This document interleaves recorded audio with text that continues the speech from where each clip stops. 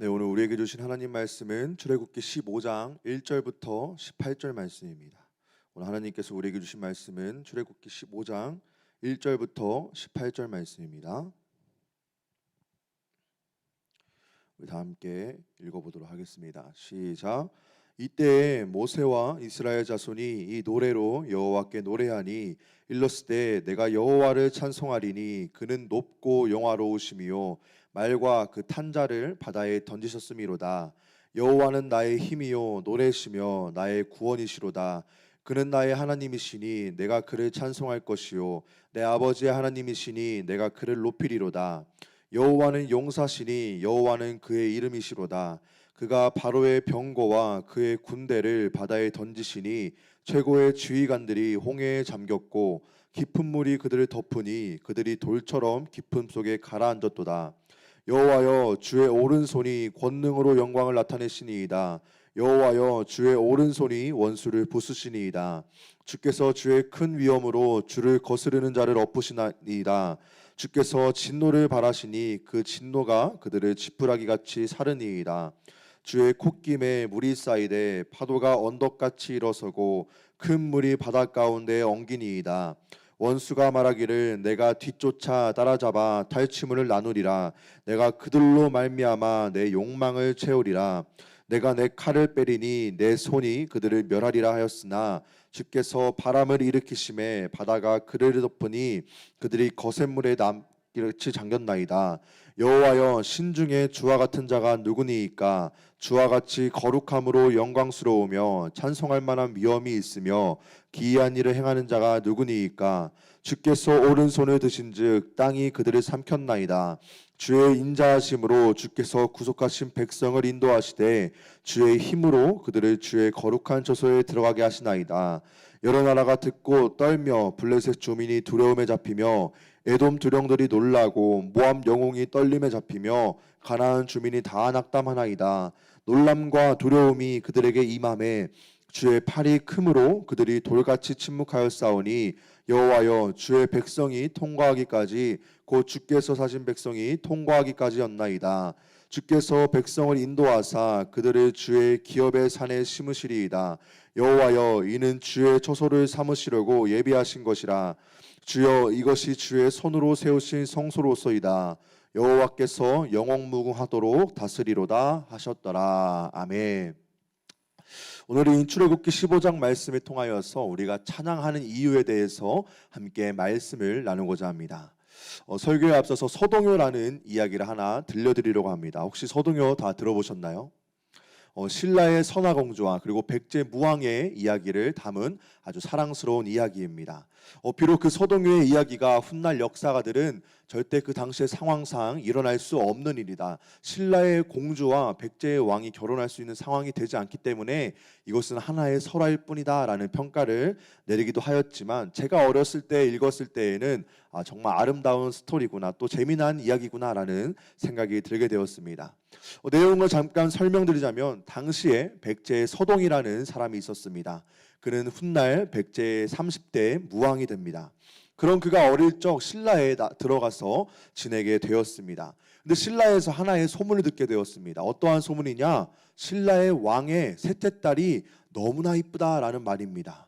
우리가 그런 말이 있죠. 셋째 딸은 보지도 않고 데려간다라는 말이 있는 것처럼 이 서동은 셋째 딸의 얼굴도 보지 않았지만 얼굴이 이쁘다라는 소문을 듣고 내가 이 여자를 아내로 맞아들여야겠다라는 마음을 먹고 이제 실행에 옮기게 되었습니다. 그러나 그에게 다가갈 수 있는 방법이 없었습니다. 왜냐? 그는 백제의 사람이었고 그 선화공주는 신라 사람이었습니다. 한 가지의 방법을 강구하기 시작하는데요. 그것은 바로 성 안에 있는 어린아이들에게 그리고 남녀노소에게 한 가지의 노래를 지어서 부르게 하였습니다. 어떠한 노래냐? 선화공주가 밤에 몰래 나가서 소동을 만난다라는 이야기였습니다.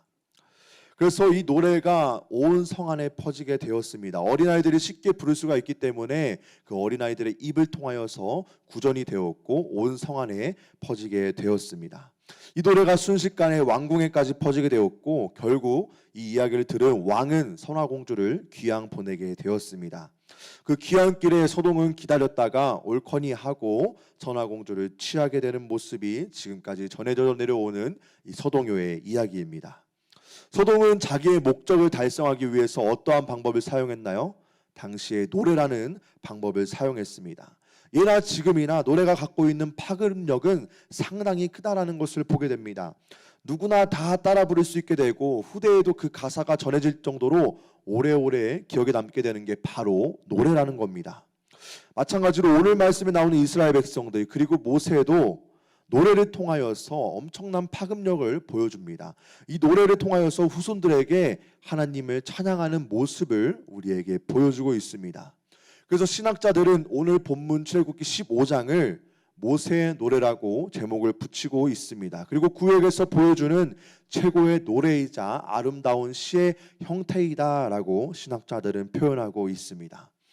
그래서 저는 오늘 이스라엘 백성들이 보여준 이 노래의 형태를 통하여서 그렇다면 우리가 신앙생활을 할 때 어떻게 찬양을 해야 되며 왜 찬양을 해야 되며 우리가 어떤 형태의 찬양을 해야 되는지를 이 출애굽기 15장 말씀을 통하여서 함께 나눠보고자 합니다. 출애굽기 15장 이전에 14장까지의 말씀을 보게 되면 어떠한 내용들이 주로 나오게 되나요?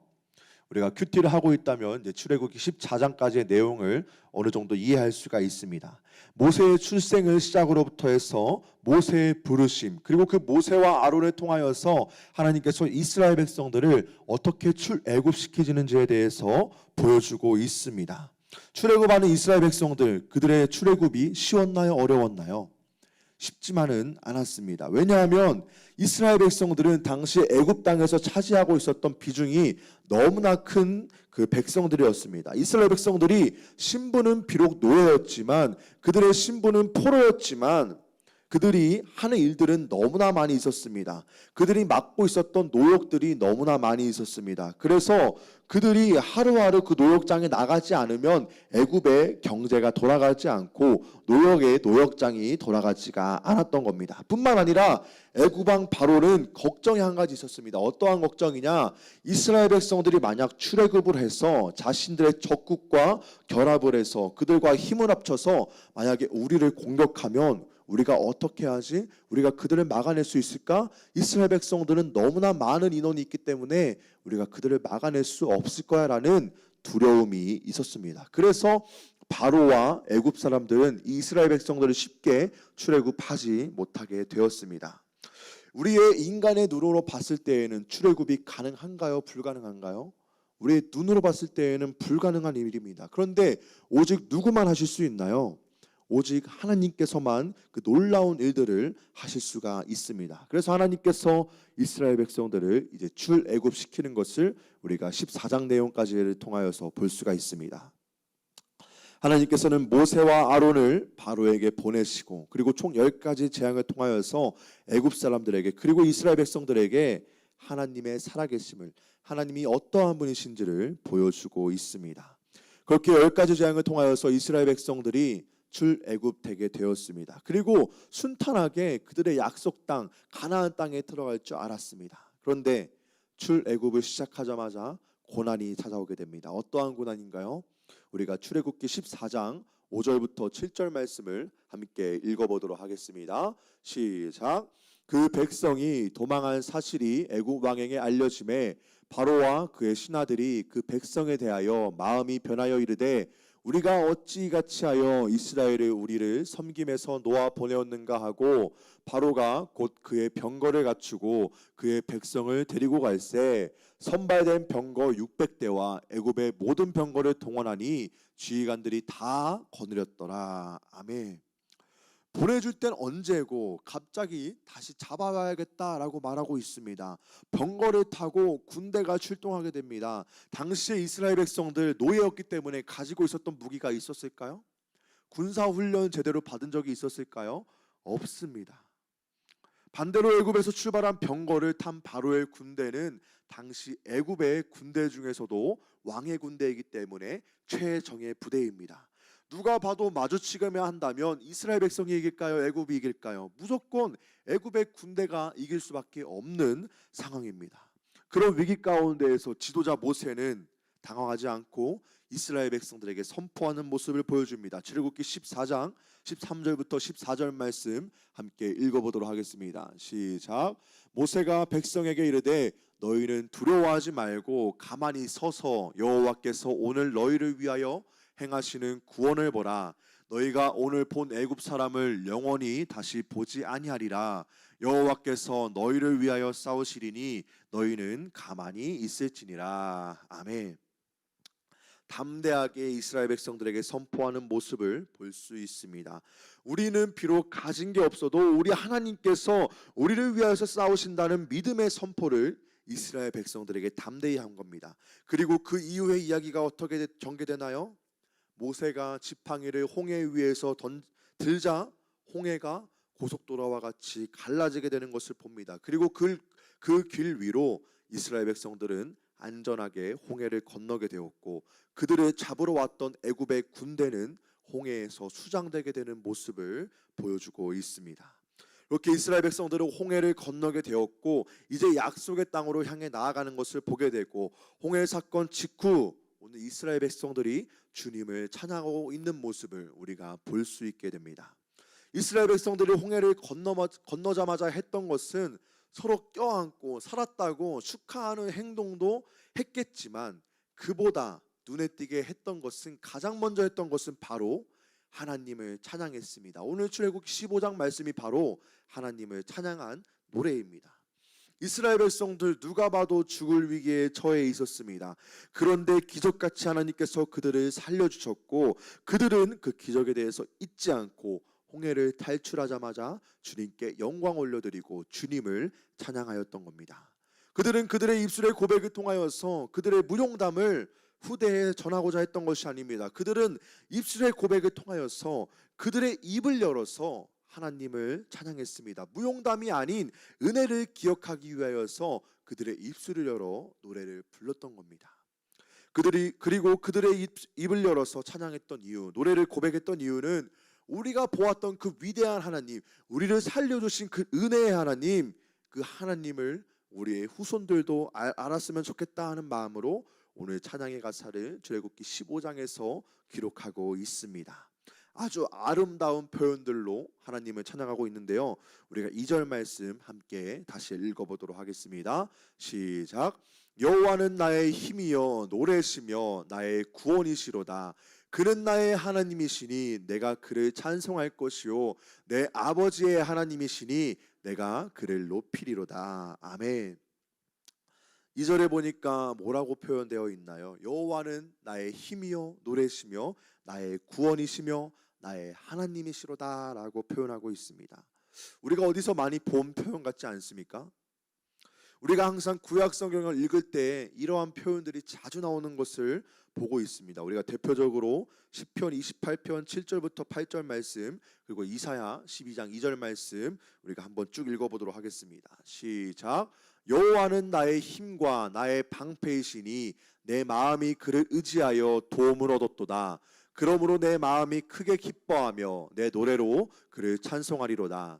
여호와는 그들의 힘이시오 그의 기름 부음 받은 자의 구원의 요새시로다. 보라 하나님은 나의 구원이시라. 내가 신뢰하고 두려움이 없으리니 주 여호와는 나의 힘이시며 나의 노래시며 나의 구원이시미로다. 아멘.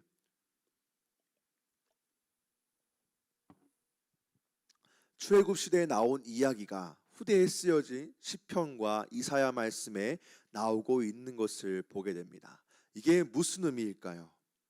출애굽 시대와 그리고 시편이 쓰여지던 시기 그리고 이사야 선지자가 활동하던 시기는 출애굽 시대와 아주 오랜 시간의 격차가 있던 시간입니다. 그럼에도 그들이 홍해 바다에서 선제들이 고백했던 그 찬양을 함께 고백할 수 있었던 이유는 바로 그들이 노래를 통하여서 신앙의 고백을 후손들에게 전해주었기 때문입니다. 계속해서 입으로 읊조릴 수 있었던 찬양의 가사로 주님을 고백하였고 그 고백이 수백 년이 흘렀던 후손들에게도 전달되게 되었던 겁니다. 저는 이러한 모습이 우리의 삶 가운데 성도 여러분 삶 가운데 있기를 소망합니다. 우리는 자녀들에게 무엇을 물려줄 수 있나요? 세상에 많은 것들을 물려줄 수가 있고 신앙의 것을 우리 자녀들에게 물려줄 수가 있습니다. 또 주변 사람들에게 전파할 수가 있습니다. 얼마 전 오은영 박사가 나오는 금쪽 같은 내 새끼에 한 내용이 나오게 되는 것을 보게 되었습니다. 어떠한 내용이냐? 그 부부가 돈을 잘 관리하지 못하는 거예요. 그래서 그 부부에게 재테크를 잘하는 상담가를 붙여 주었습니다. 그런데 그 재테크 상담가가 그 부모들에게 이러한 이야기들을 하는 거예요. 지금 당장 돈을 모으지 않으면 미래의 아이들을 담보로 돈을 쓰는 거와 똑같다. 그래서 당신들이 지금 돈을 모으지 않으면 자녀들에게 물려줄 수 있는 게 없기 때문에 자녀들에게는 정말 안 좋은 영향을 끼칠 수가 있다. 그래서 지금 당신들 열심히 돈을 모아야 합니다. 왜냐? 자녀들에게 물려주기 위해서, 자녀들에게 좀 더 나은 행복한 삶을 주기 위해서는 지금이라도 열심히 돈을 모아야 합니다. 라고 말하는 것을 보았습니다. 이처럼 세상에서는 돈을 물려주기 위해서, 좀 더 나은 행복을 자녀들에게 물려주기 위해서 최선을 다해서 살아가라고 말합니다. 그리고 사람들은 그게 정답인 줄 알고, 옳거니 이게 정답이구나, 내가 자녀들에게 돈을 물려주는 것이 정답이기 때문에 내가 열심히 돈을 모아야겠구나 라고 하면서 돈은 열심히 모읍니다. 그런데 신앙에 있어서는 물려주고 싶어도 제대로 할 수가 없는 모습을 보게 됩니다. 왜냐? 입술을 통하여서, 찬양을 통하여서 신앙의 모습을 물려주어야 되는데, 자녀들에게 우리의 모습을 통하여서 신앙을 전수시켜줘야 되는데 그 모습이 가정에서 쉽게 나타나지 않기 때문입니다. 주님을 찬양하라고 준 나의 입술을 통하여서 범죄하기 바쁩니다. 찬양을 해야 되는데 불평과 불만을 토로합니다. 주님께 은혜를 고백해야 되는데 다른 이에게 가서 은혜를 고백하는 모습을 보여주고 있기 때문입니다. 그러나 우리의 삶 속에서 하루하루를 살아갈 때, 또 집안에서 여러분이 스스로 먼저 입술을 열어 주님을 찬양한다면 그 찬양의 가사가 자연스럽게 자녀들에게 흘러 들어가게 될 겁니다. 나도 모르게 찬양을 하다가 자녀들도 어느 순간 이거 우리 부모님이 집에서 찬양 불렀던 건데, 이거 우리 부모님이 나에게 들려주었던 찬양인데 라고 하면서 주님을 찬양하는 순간이 우리의 노래의 고백을 통하여서 흘러 들어오게 될 겁니다. 저도 어렸을 적에 집에 모이면 항상 저희 가정은 아버지의 주도 아래 가정 예배를 드렸던 기억이 있습니다. 가정 예배의 첫 시작은 항상 찬송가를 부르는 시간이었습니다. 저도 찬양을 좋아했기 때문에 찬양을 하는 건 좋은데, 가끔 이제 아버지가 찬송을 부르다가 4절까지 있는 찬양을 하시다가 은혜를 받거나 조금 더 흐름이 좋게 되면 4절까지 다 부르고 나서 그 찬양의 가사를 1절 다시 고백합니다 라고 하면서 1절부터 4절까지 고백하는 모습을 보게 됩니다. 저는 어릴 때 그 모습을 보게 되면 1절부터 4절까지 고백하는 것도 힘든데 또다시 1절부터 4절까지 찬양한다고? 이걸 한 번 더 해야 된다라고 생각이 들게 되었습니다. 그런데 어쩌겠어요. 부모님이 부르자는데 그냥 따라 부르게 되었습니다. 그런데 그때는 잘 몰랐습니다. 어렸을 적에는 부모님이 집에서 부르셨던 찬양을 저도 모르게 찬양이 천년이 되어서, 그리고 지금 어른이 되어서 나도 모르게 그 어렸을 적에 함께 고백했던 찬양을 고백하고 있고 같이 찬양을 했던 것을 부르고 있다라는 모습이 기억나게 되면서, 어릴 때 아버지께서 불러주었던, 어머니께서 불러주었던 그 찬양의 고백이 어른이 되어서 나에게 어렴풋이 기억나게 되는구나, 이게 나의 고백이 되는구나 라는 것을 깨닫게 되었습니다. 지금도 가장 기억에 남는 찬양이 있다면 괴로울 때 주님의 얼굴 보라라는 찬양입니다. 그래서 지금도 힘든 일이 있거나 또 기도회에 가서 찬양을 할 일이 있으면 가장 먼저 생각나는 찬양이 바로 이 괴로울 때 주님의 얼굴 보라입니다. 이 찬양을 부르면서 함께 가족이 위기를 극복했던 기억이 있기 때문에 저에게는 아주 중요한 찬양이라고 할 수 있습니다. 마찬가지로 우리가 각 가정에서, 일터에서 자연스럽게 주님을 찬양하는 것, 그것이 처음엔 어색할 수도 있고 어려울 수 있고 이것이 무슨 효과가 있을까라는 생각을 가질 수가 있습니다. 그 찬양의 고백이 누군가에는 마음의 울림으로 남아 그 사람의 신앙의 고백이 될 수 있다는 것을 기억하게 된다면 그렇게 어려운 일이 되지는 않을 겁니다. 어릴 때 함께 읊조렸던 찬양의 가사가 자녀들이 성장한 후에 가장 힘이 드는 시기에 누군가를 통하여서 듣게 되고 그 찬양의 가사가 떠오르게 되어서 주님을 추억하는 가장 귀한 수단이 될 수도 있습니다. 그렇기 때문에 여러분, 주님이 주신 그 입술을 통하여서 우리의 삶 가운데 찬양의 고백이 넘쳐 흐르기를 주님의 이름으로 축복합니다. 그 찬양의 고백을 통하여서 나의 자녀들에게 그 흘러가기를 주님의 이름으로 축복합니다. 이스라엘 백성들이 고백했던 찬양이 후대에도 고백되었던 것처럼 여러분의 입술의 고백이 지금 자녀에게, 그리고 손자들에게, 머나먼 친척들에게 귀한 고백이 되기를 주님의 이름으로 축복합니다. 그렇다면 이제 우리가 찬양의 고백을 할 때 어떠한 고백들이 우리의 찬양 가운데 들어가야 될까요? 이스라엘 백성들 가장 먼저는 현재의 은혜에 대해서 주님을 찬양하는 모습을 우리에게 보여주고 있습니다. 1절부터 5절 말씀인데요, 우리 함께 읽어보도록 하겠습니다. 시작.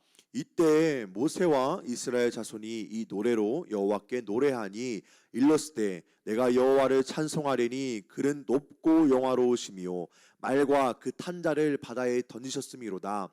여호와는 나의 힘이요 노래시며 나의 구원이시로다. 그는 나의 하나님이시니 내가 그를 찬송할 것이요 내 아버지의 하나님이시니 내가 그를 높이리로다. 여호와는 용사시니 여호와는 그의 이름이시로다. 그가 바로의 병거와 그의 군대를 바다에 던지시니 최고의 지휘관들이 홍해에 잠겼고 깊은 물이 그들을 덮으니 그들이 돌처럼 깊음 속에 가라앉았도다. 아멘. 이스라엘 백성들이 홍해를 건너고 나서 그들의 감정이 어떠했을까요? 아마 그 어떤 것과 비교할 수 없을 정도로 감격스러웠고 흥분되었을 겁니다. 기뻤을 겁니다. 너무나 흥분이 된 상태면 우리가 어떠한 기분이 들죠? 아무것도 생각이 나지 않습니다. 계속해서 그 장면밖에 생각이 나게 됩니다. 그런 상태 속에서 이스라엘 백성들은 아까도 말했듯이 가장 먼저 했던 것, 흥분을 그대로 표현한 노래가 바로 하나님의 은혜를 찬양하였던 겁니다. 그리고 가장 먼저 현재 나에게 하나님께서 주신 은혜를 고백하게 되었습니다. 그들이 현재 고백할 수 있었던 은혜는 무엇인가요? 나를 구원해 주신 하나님의 은혜를 찬양하는 겁니다. 나를 살려주신 하나님의 은혜를 찬양하는 겁니다. 한마디로 우리의 하나님이 현재 나에게 어떠한 분이시였는지를 이스라엘 백성들의 현재의 고백을 통하여서 하나님을 찬양했던 것입니다. 그들에게 현재 나의 하나님은 어떠한 분이신가요? 구원자이시고 여호와이시고 나의 하나님이시다라는 것을 고백할 수가 있습니다. 한나도 마찬가지입니다. 사무엘상 2장 1절부터 2절 말씀 함께 읽어보도록 하겠습니다. 시작. 한나가 기도하여 이르되 여호와로 말미암아 높아졌으며 내 입이 내 원수들을 향하여 크게 열렸으니 이는 내가 주의 구원으로 말미암아 기뻐함이니이다. 여호와와 같이 거룩하신 이가 없으시니 이는 주밖에 다른 이가 없고 우리 하나님 같은 반석도 없으심이니이다. 아멘. 한나가 어떠한 사람이었죠? 사무엘의 어머니입니다. 근데 처음에 한나가 아이를 쉽게 가질 수가 있었나요? 쉽게 갖지 못했습니다. 그래서 너무나 서러워서 서글퍼서 주님 앞에 울면서 고백했습니다. 그리고 교회에 나와서 울면서 기도했는데 어떠한 오해까지 받게 되었나요? 술 취해서 왜 교회에 와서 난동을 부리냐라고 소리까지 들었습니다.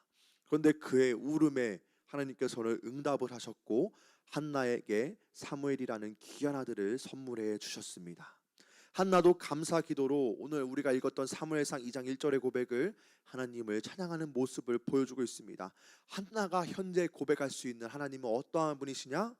나의 하나님은 내 원수들을 향하여서 크게 열어서 나를 구원해 주시고 다른 신은 없습니다. 하나님만이 유일한 신입니다 라고 고백할 수 있는 것이 바로 한나의 현재의 고백인 것입니다. 우리에게도 이러한 모습이 있어야 되지 않을까요? 우리의 현재의 삶 속에서 우리는 찬양해야 할 대상이 너무나 많이 있는 것 같습니다. 내 현재의 삶 속에 주인이 너무 많이 있습니다. 내 현재의 삶 속에 우상이 너무나 많이 있습니다. 그래서 상황마다 우리가 섬겨야 되는 대상이 달라지는 거예요. 내가 내 명예를 과시할 수 있는 곳에 가서는 나의 돈을 찬양합니다. 내 이름을 알릴 수 있는 곳에 가서는 내 명예를 찬양합니다. 내가 건강을 찬양할 때에는 하나님에게 찬양을 하는 것이 아니라 나 스스로를 찬양하는 모습을 보게 됩니다. 그러다가 일주일에 한 번 주일에 교회 와서 하나님 저 교회에 나왔습니다. 잘했죠? 저 출석 체크했습니다. 저에게 복 주세요. 지금 현재에는 교회에 나왔으니까 주님을 찬양하겠습니다 라는 신앙의 모습을 보여줄 때가 있습니다. 그런데 이러한 신앙생활이 과연 알맞은 것일까요? 하나님께서는 여호와 하나님이십니다. 여호와라는 의미가 무슨 의미인가요? 나는 스스로 있는 자이다 라는 의미입니다. 누가 창조해서 하나님께서 생겨난 것도 아닙니다. 하나님께서는 오직 스스로 이 세상에서 유일하게 계신 분이 바로 여호와 하나님이십니다. 그런 분께서 우리의 삶 가운데 섭리할 수 있는 부분이 하나도 없으실까요? 이 땅을 창조하시고 인간을 창조하신 분께서 현재 나의 삶 가운데 관여하지 않으시는 부분이 있을까요? 우리의 눈에 보이지만 않지 우리 하나님께서는 현재 나의 삶 가운데에서 운행하고 있습니다. 지금도 나의 옆편에서, 나의 뒤편에서, 나의 앞편에서 우리의 삶 가운데에서 운행하시는 분이 바로 하나님이십니다. 그렇기 때문에 우리의 삶 가운데에서 상황마다 다양한 주인을 섬기면서 때에 따라 현재의 상황에 맞는 주인에게 찬양하는 건 현재에 감사하는 것에 올바르지 않는 상황인 것입니다. 이스라엘 백성들이 훗날 포로 생활을 다시 하는 것도 이와 비슷한 맥락입니다. 그들은 하나님을 알고 있었습니다. 그러나 상황마다, 때에 따라 현재의 상황마다 섬기는 대상이 달라지게 되었습니다. 현재 나의 삶을 주관하는 분은 분명히 하나님이신데 비가 내릴 때에는, 현재 비가 내릴 때에는 비의 신을 찬양하고 현재 풍요로울 때에는 풍요의 신, 바알 신을 찬양하는 모습을 보여주고 있었습니다. 그러한 모습이 있었기 때문에 하나님께서 그들을 심판하셨습니다. 사랑하는 성도 여러분, 하나님께서 치시기 전에 여러분의 입술을 통하여서 현재의 삶에 감사하시는 성도의 삶을 살아가시기를 소망합니다. 어떠한 고백이 있어야 하나요? 이스라엘 백성들이 했던 것처럼 현재 나의 하나님이 여호와는 나의 힘이요 노래입니다. 하나님은 나의 하나님이십니다. 내가 하나님만 높이겠습니다 라는 고백이 우리의 삶 가운데 단순하지만 가장 위대한 고백이 우리의 삶 가운데, 현재의 삶 가운데 있기를 주님의 이름으로 축복합니다. 이러한 고백이 있기만 한다면 나의 현재를 주관하는 분이 하나님이시구나, 나에게 삶을 허락해 주시고 가정도 허락해 주시고 오늘도 내가 말씀 안에서 살아가게 하시는 분이 바로 우리의 하나님이시구나 라는 것을 고백할 수가 있습니다. 이제 이스라엘 백성은 현재의 하나님을 찬양했습니다. 그 다음은 어떤 하나님을 찬양했냐? 과거에 받은 은혜를 잊지 않고 과거의 하나님을 찬양하게 되었습니다. 오늘 말씀 6절부터 10절 말씀인데요, 우리가 앞에 보고 함께 읽도록 하겠습니다. 시작. 여호와여 주의 오른손이 권능으로 영광을 나타내시니이다. 여호와여 주의 오른손이 원수를 부수시니이다. 주께서 주의 큰 위엄으로 주를 거스르는 자를 엎으시니이다. 주께서 진노를 발하시니 그 진노가 그들을 지푸라기같이 사르니이다. 주의 콧김에 물이 쌓이되 파도가 언덕같이 일어서고 큰 물이 바닷가운데 엉기니이다. 원수가 말하기를 내가 뒤쫓아 따라잡아 탈취물을 나누리라. 내가 그들로 말미암아 내 욕망을 채우리라. 내가 내 칼을 빼리니 내 손이 그들을 멸하리라 하였으나 주께서 바람을 일으키심에 바다가 그들을 덮었으니 그들이 거센 물에 납같이 잠겼나이다. 아멘. 이스라엘 백성들에게 있어서 과거는 어떠한 과거인가요? 잊고 싶은 과거일 겁니다. 너무나 오랫동안 노예 생활을 했기 때문입니다. 그러면서 너무나 오랫동안 하나님을 떠나 살았기 때문입니다. 그래서 이들에게 있어서 애굽의 추억은 그렇게 좋지 않은 추억입니다. 그러나 우리가 유명한 말이 있죠. 단체 신채호 선생님이 남기셨던 명언이 있습니다. 어떠한 명언이냐? 역사를 잊은 민족에게는 미래가 없다라는 말이 있는 것처럼 이스라엘 백성들에게는 이 애굽 땅에서의 기억은 절대 잊어서는 안 될 기억이었습니다. 왜냐? 그 절망 속에서도 하나님의 역사하심을 그들이 봤기 때문에, 그 절망 속에서도 하나님의 보호하심을 그들이 받았기 때문에 이들은 잊어서는 안 됩니다. 6절 말씀을 다시 한번 보게 되면 여호와여 주의 오른손이 권능으로 영광을 나타내시니이다. 여호와여 주의 오른손이 원수를 부수시니이다 라고 말하고 있습니다. 이스라엘이 찬송으로 고백하고 있죠. 하나님의 오른손이 원수들을 때렸습니다. 어떠한 원수들이죠? 애굽 사람들을 때리게 되었습니다.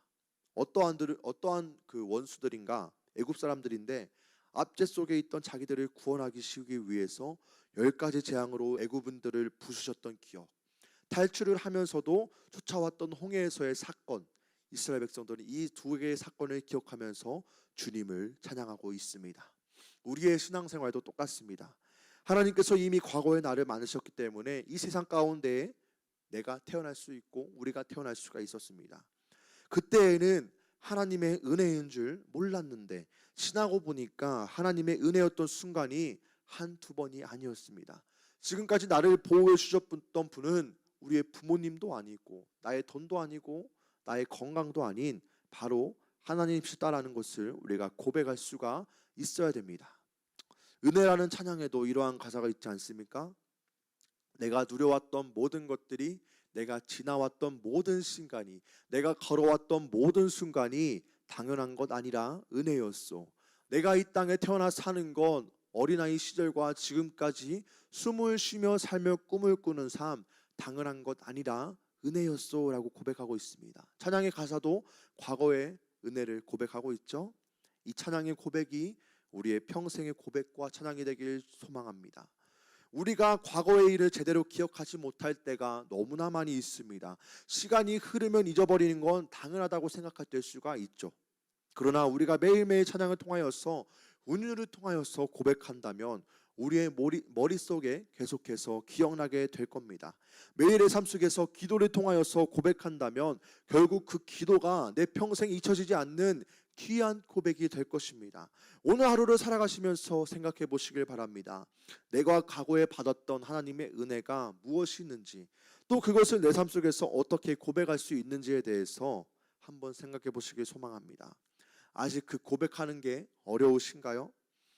그렇다면 여러분이 찬양을 들으시면서 개인적으로 마음의 찬양을 하나 정해 놓으시고 그 찬양을 내가 운전할 때든 설거지할 때든 내가 잠을 자기 직전에라든 언제든지 들으시면서 여러분의 마음속에 새기시기를 소망합니다. 그렇게 된다면 우리가 받은 그 과거의 은혜를 매일의 삶 속에서 찬양할 수가 있습니다. 그렇게 된다면 매일매일 하나님의 은혜 가운데 거할 수가 있게 되고 기억할 수가 있게 되는 것입니다. 이러한 삶을 살기를 주님의 이름으로 축복합니다. 마지막으로 이스라엘 백성들은 어떠한 은혜를 찬양으로 고백했을까요? 17절부터 18절 말씀 함께 읽어보도록 하겠습니다. 시작. 주께서 백성을 인도하사 그들을 주의 기업의 산에 심으시리이다. 여호와여, 이는 주의 처소를 삼으시려고 예비하신 것이라. 주여, 이것이 주의 손으로 세우신 성소로소이다. 여호와께서 영원무궁하도록 다스리시로다 하였더라. 아멘. 사실 11절부터 18절까지 읽어야 되는데 너무나 길어서 17절부터 18절까지 읽었는데, 이 단락에서 고백하고 있었던 찬양의 부분은 어떠한 모습이냐? 현재와 과거를 찬양한 이스라엘 백성들은 그들에게 마지막 남아있던 찬양의 고백은 바로 미래에도 나를 이끄실 그 하나님을 찬양하였던 겁니다. 미래의 하나님을, 미래에 있을 은혜를 이스라엘 백성들은 찬양했던 겁니다. 그런데 과연 우리가 앞으로 일어날 미래에 대해서 우리가 알 수 있을까요? 미래에 대해서 알 수 있는 사람은 아마 단 한 사람도 없을 겁니다. 물론 예언이라는 건 존재하지만 정확히 나의 길이 어떠할 것이다, 내가 언제 어디서 무엇을 할지에 대해서 정확히 아는 사람은 거의 없을 겁니다. 이러한 찬양이 있죠. 내일 일은 난 몰라요. 하루하루 살아요. 불행이나 여행함도 내 뜻대로 안 돼요. 내일 일은 난 몰라요. 장래일도 몰라요. 아버지여 날 붙드사 평탄한 길 주옵소서. 이 찬양의 고백이 참 마음에 많이 와닿더라고요. 이 찬양의 마지막에 아버지여 날 붙드사 평탄한 길 주옵소서라는 고백이 어떠한 고백일까요? 이것이 바로 미래의 길에 대해서 찬양하는 신앙인의 고백이 아닐까라는 생각이 들게 되었습니다. 신앙인에게 있어서 장래일도 미래일도 확신할 수 있는 것 아무것도 없습니다. 내가 성공할 수 있다는 것, 내가 좋은 집에 산다는 것, 장수한다는 것 아무것도 우리는 예측할 수 없습니다. 하루아침에 망하는 게 인생이고, 오늘 건강히 살아도 내가 눈을 뜨지 못하는 게, 내일 내가 눈을 뜨지 못하는 게, 그게 바로 인생입니다. 그러나 나의 평탄한 길 인도하시는 분, 장래에 확실히 알 수 있는 것은, 구원받은 성도가 미래에 대해서 확실히 알 수 있는 것은 예수님이 나를 위하여서 평탄한 길을 예비하셨다는 것, 그것이 무슨 길이냐? 구원의 길, 즉 천국에 간다라는 소망은 우리가 확신할 수가 있다는 겁니다. 미래의 소망을 두고 고난 중에도 찬양을 한 인물이 있죠. 바로 누구냐? 바울과 실라입니다. 그들이 어떠한 모습을 보여줬죠? 사도행전 16장에 보니까 바울과 실라가 전도여행을 했습니다. 그런데 그들이 한 귀신 들린 여종을 치유했습니다. 근데 그 여종이 어떠한 종이냐? 그 여종을 통하여서 주인이 점을 치고 돈을 버는 직업이었습니다. 그러니까 그 주인은 여종이 없으면 돈을 못 버는 구조에 있었던 겁니다. 그런데 그 여종에게 있던 귀신이 떠나가니까 더 이상 점을 칠 수가 있나요, 없나요? 없습니다.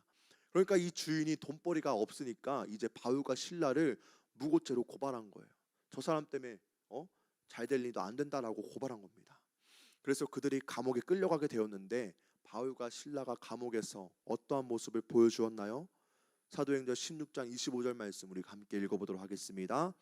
시작. 한밤중에 바울과 실라가 기도하고 하나님을 찬송하며 죄수들이 듣더라.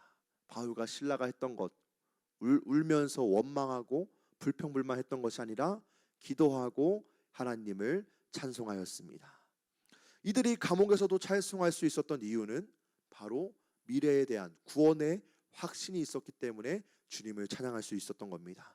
우리에게 확신할 수 있는 것은 바로 바울과 실라처럼 바로 구원하신 하나님을 우리가 찬양할 수가 있고 미래의 하나님을 찬양할 수가 있고 우리가 확신할 수가 있습니다. 이스라엘 백성들이 아직 만나지도 않은 에돔과 모압과 그리고 가나안 땅에 대해서 미래의 승리에 대해서 찬양할 수 있었던 것도 이러한 믿음의 고백이 있었기 때문입니다.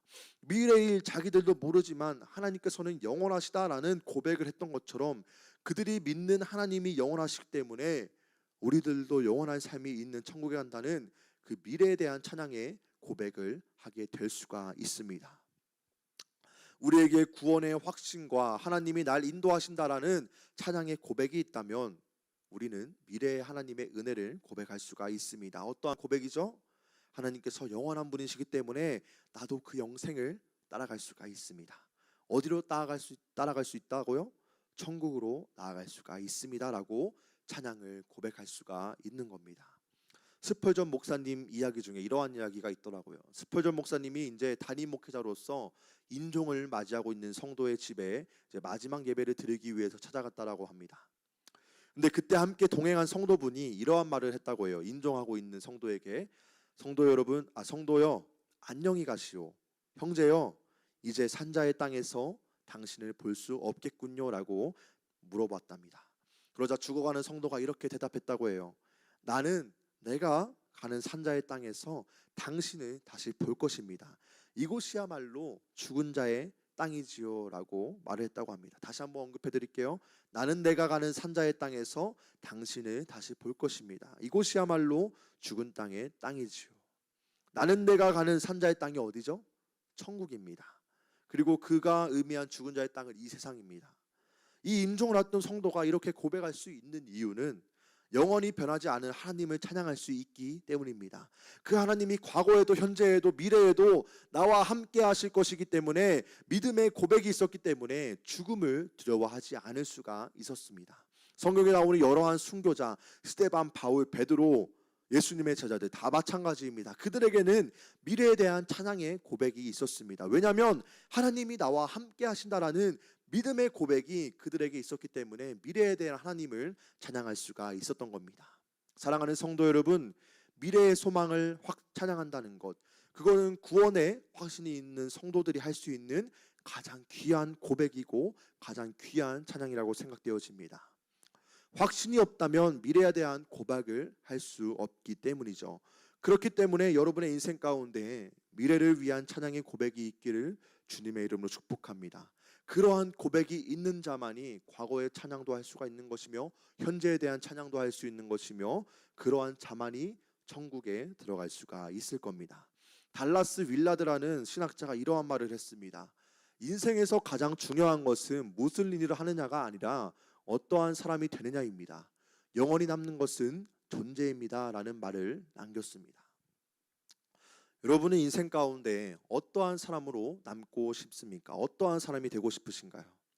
찬양을 통하여서 주님께 나의 삶을 고백하는 자가 되고 싶으신가요? 아니면 현재와 미래 그리고 과거 그 받은 은혜를 다 잊고 불평과 불만을 하는 존재로 남고 싶으신가요? 하나님께서는 여러분이 가장 귀한 존재, 찬양하는 존재가 되기를 하나님께서는 원하실 것입니다. 그 모습이 바로 신앙인의 모습이다라는 것을 하나님께서는 우리에게 바라고 계신 것입니다.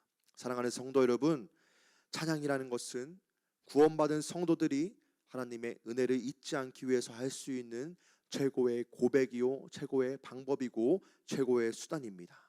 이 고백의 수단을 소홀히 하지 마시고 여러분의 삶을 담은 찬양이 여러분 가운데 하나쯤 있기를 주님의 이름으로 축복합니다. 그리고 여러분 스스로가 여러분의 신앙의 고백을 담은 찬양의 가사가 앞으로의 삶 가운데 하나씩은 나타나시기를 주님의 이름으로 축복합니다. 그 찬양의 고백을 통하여서 현재 받은 은혜를 잊지 않고 과거에 받은 은혜도 잊지 않고 그리고 미래에 대한 은혜도 고백할 수 있는 우리 노원교회 성도 여러분 되시기를 주님의 이름으로 축복합니다. 오늘은 찬양에 대한 설교였기 때문에 찬양에 대한 찬양을 하나 듣고 들으시면서 준비하신 예물 주님께 올려드리도록 하겠습니다. 어린아이가 부른 찬양인데요, 너무나 은혜가 되어서 함께 듣고자 가지고 왔습니다. 이 시간 준비한 예물 주님께 올려드리도록 하겠습니다. 오늘 예배 마치도록 하겠습니다. 사랑과 은혜가 충만하신 하나님 아버지 감사드립니다. 오늘도 눈을 뜨고 또 나의 입술을 열어서 또 주님 앞에 찬양하게 해주심을 감사드리고 또 나의 두 귀를 통하여서 하나님의 말씀을 듣게 해주심을 감사드립니다. 주님, 저희가 하나님의 은혜를 날마다 찬양할 수 있도록 주님 축복하여 주옵소서. 과거에 받은 은혜와 미래에 있을 은혜와 그리고 현재 주님께서 나에게 어떠한 분이신지를 우리의 삶 가운데에서 끊임없이 고백할 수 있는 우리 농업교회 성도들 될 수 있도록 주님 축복하여 주옵소서. 또한 우리의 가정 가운데에서 찬양을 통하여서 나의 자녀들에게 귀한 찬양의 가사가 흘러갈 수 있도록 주님 축복하여 주옵소서. 그 찬양의 고백이 나의 고백만 되는 것이 아닌 우리 가족의 고백이 되게 해주시고 우리 공동체의 고백이 되게 해주시고 우리 교회의 고백이 될 수 있도록 주님께서 인도하여 주옵소서. 이 시간 주님께 가지고 나온 귀한 예물이 있습니다. 이 귀한 예물 주님께서 기뻐 받아주시고 하늘나라를 위하여서 귀히 사용될 수 있도록 주님께서 축복하여 주옵소서. 오늘 드려지는 모든 예배 가운데 주님께서 함께 하실 줄 믿습니다. 주님께서 역사하여 주옵소서. 지금은 우리 구주 예수 그리스도의 은혜와 아버지 하나님의 무한하신 사랑하심과 성령님의 내주교통 충만하심이 오늘 이곳에 모여서 함께 예배드리는 우리 노원 성도 가운데 그리고 나의 찬양을 통하여서 주님께 고백하고자 하는 모든 성도들 가운데 함께 하시기를 주님의 이름으로 간절히 축원하옵나이다. 아멘.